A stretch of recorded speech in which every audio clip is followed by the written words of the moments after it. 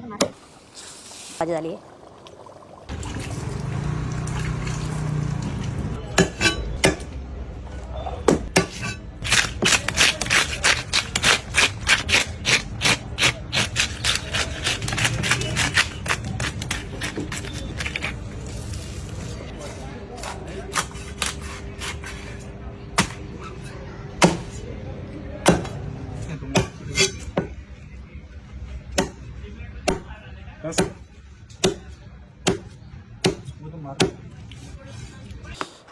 आपण आता रवूच्या फिशच्या भाजीसाठी कटिंग करून घेतोय. टमाटे मस्त जुने कटिंग करणार आहे. असे घरगुती पद्धतीने जरा नवीन स्टाईलच्या पद्धतीने आपण भाजी बनवणार आहे.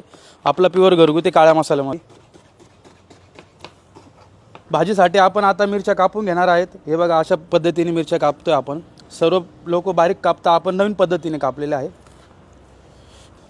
मसाला वाटायचा आहे. मस्त वराठा पाटा धुवून घेऊ छान पद्धतीने. याच्यामध्ये मी गावठी लसूण घेतलेला आहे, थोडंसं अद्रक आहे, 4-5 हिरवी मिरची.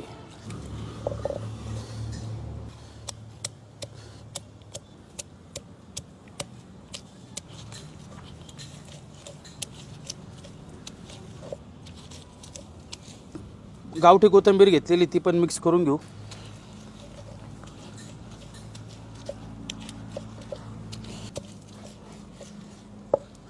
वाटण मस्त तयार झालेले, जाड बारीक, पूर्ण बारीक पण नाही केलेले, पण काढून घेऊया का प्लेटमध्ये. भाजीला चव येते ते घेतलेले आपण आता. हे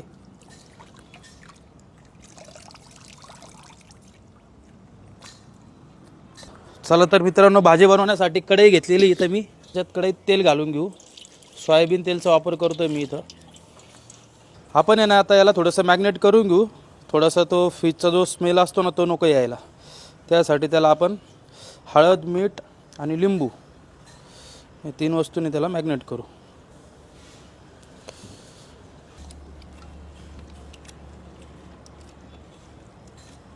आता याला आपण 10 ते 15 मिनटं असंच ठेवून देऊ. कांदा,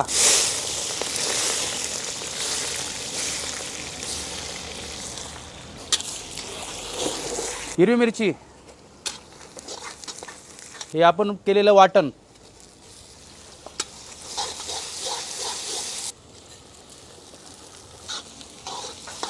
मसाले टाकलेले, हिरवी मिरची, अद्रक लसूण पेस्ट, लाल मिरची पावडर, धना पावडर मिक्स करून वल्ला तयार करून घेतलेला आहे. बघू शकता तुम्ही, मसाला मस्त परतून झालेला आहे आता आपला, एकदम सुंदर असा. आता याच्यामध्ये घरगुती काळ्या मसाल्याचं वाटण घालणार आहे आपण. हे आमचं घरगुती काळ्या मसाल्याचं वाटण आहे. याच्यामध्ये कांदा, खोबरं हे सगळं चुलीवर भाजून घेतलेलं आहे. अद्रक लसूण पेस्ट, खडे मसाले सर्व चुलीवर भाजून घेतल्यानंतर बारीक केलेलं आहे.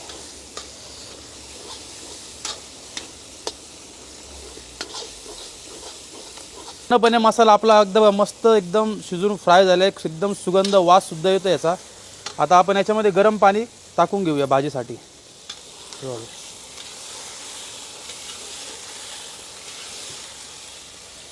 सुरुवातीला जर पीस टाकले असते तर पीस पूर्ण गाळ झाला असता. आपल्याला अख्खे पीस पाहिजे भाजीसाठी, त्यामुळे पहिले आपण भाजी थोडी काढून घेऊया. आपल्या रश्श्याला मस्तपैकी छान अशी उकळी पण आलेली आहे, बघू शकता तुम्ही. मस्त तर्री पण आली भाजीला. आपण आता त्याच्यामध्ये पीस टाकून घेऊ.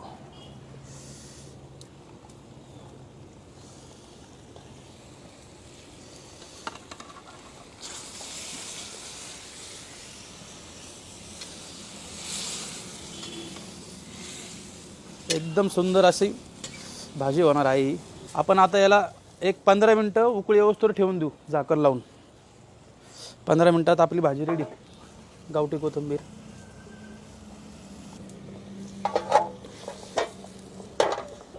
बघा छान अशी उकळी पण आली त्याला भाजीला.